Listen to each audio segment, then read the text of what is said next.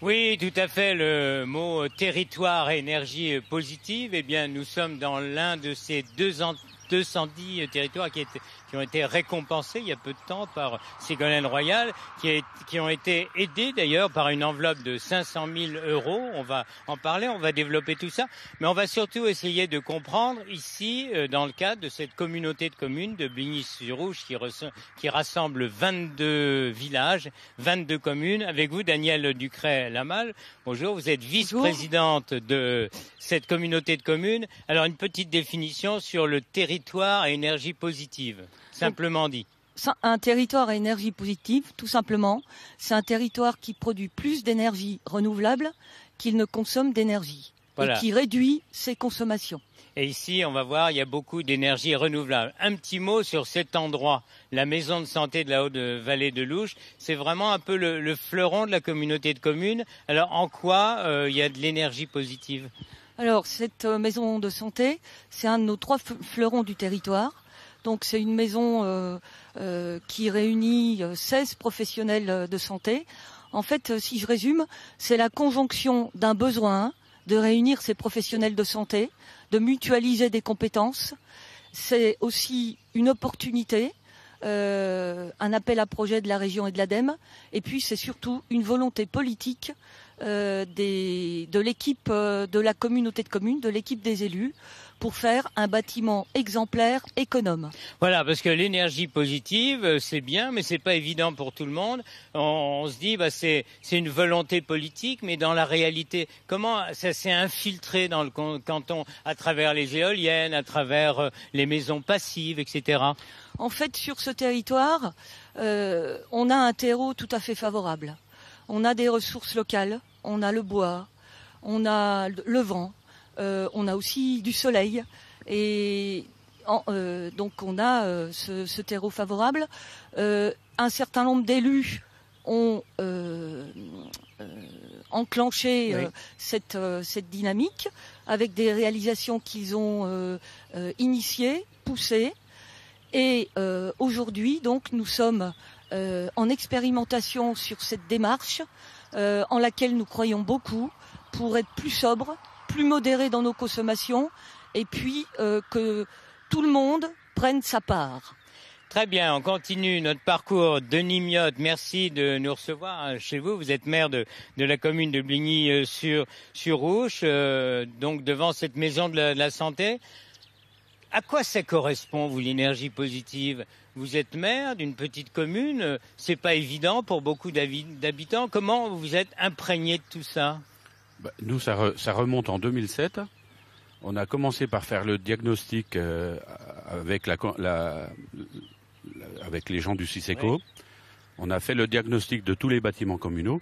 Et là, on s'est rendu compte qu'on n'était pas très bon en dépenses d'énergie.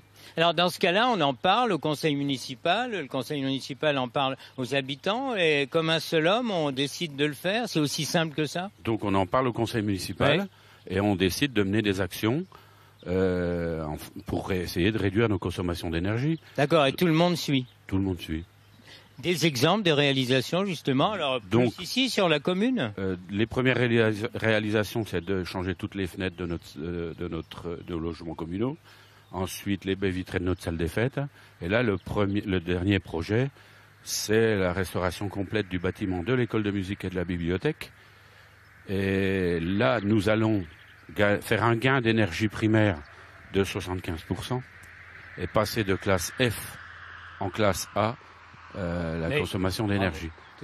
Donc, avec ça, on espère bien gagner dans nos dépenses d'énergie. Alors, c'est engagé, et nous aussi, et on continue avec Yannick Royer. Bonjour, installez-vous. Vite, on a beaucoup de choses à dire et peu de temps. Vous êtes chef d'entreprise en électricité générale, mais un domaine tout à fait d'aujourd'hui, la domotique. Alors, vous aussi, en tant qu'électricien, maître de la domotique, comment vous êtes rentré dans ces transitions énergétiques ? Donc par la formation d'électricien, on avait abordé la domotique, le bâtiment intelligent, le bâtiment de demain, l'éclairage LED, la variation de l'éclairage, le choix de la lumière. Et donc c'est des économies qui sont faciles à réaliser avec un petit peu de bon sens. Et puis le bâtiment devient intelligent. Il peut profiter de ces énergies qui sont dites gratuites pour chauffer une maison, par exemple. Alors, justement, en plus, vous partagez, parce que vous êtes animateur du groupe de réflexion artisan sur, justement, les énergies nouvelles. En quoi ça consiste? Donc, dans le projet TEPOS, il y avait plusieurs animateurs. Moi, je m'occupe de tout ce qui est entreprise, artisans et Alors, petite qu'est-ce industrie. que vous leur dites Donc, on les a convoqués à 2 réunions. On s'est renseigné comment on consommait, comment on se chauffait. Et ce qu'il en est ressorti, c'est sensibiliser sur les factures d'énergie, donc apprendre à lire sa facture d'énergie pour faire des économies. L'aide à la formation, donc la formation RGE, qui est un label sur une qualification qui permet aux particuliers de profiter de crédits d'impôt et de prêts à taux zéro. Et là, c'est pareil, comme pour les habitants, comme pour le conseil municipal tout à l'heure, tout le monde suit, les artisans font le maximum. Il faut dire que pour les consommateurs, quand l'artisan est agréé, ils se font rembourser. C'est un signe de qualité et ça profite. Merci beaucoup. Françoise Laurent, il nous reste 1 minute. Françoise Laurent, qui est conseillère municipale à Vic-des-Prés, vous êtes référence TEPOS, c'est-à-dire que vous êtes un peu celle à qui on pose toutes les questions. Alors, est-ce que les gens sont prêts vraiment? Vous avez des questions sur les énergies nouvelles? Tout à fait. En revanche, comme je suis moi aussi citoyenne, donc j'ai la même réflexion de me poser les questions sur des économies, de moins dépenser et de faire les bons choix. Et pour faire des bons choix, il faut être bien accompagné. Pour être bien accompagné, eh bien, il faut justement se référer à toute cette stratégie que le TEPOS a mis en place dans la communauté de communes.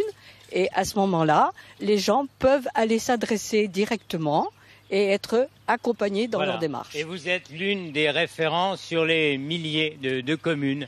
Disons que la communication est importante. Merci beaucoup. Nous étions à Bligny pour parler de nos énergies d'aujourd'hui. Merci.